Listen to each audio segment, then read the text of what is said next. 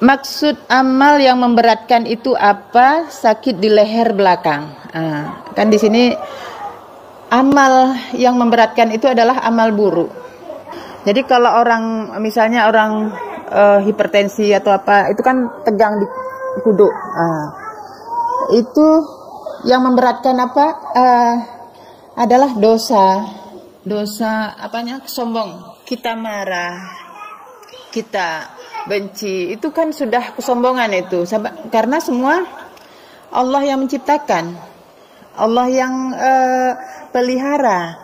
Tapi kita ternyata dengan kekesalan kita, emosi kita menganggap dia salah, itu salah. Seolah-olah kita benar, itu kesombongan. Nah, inilah yang memberatkan.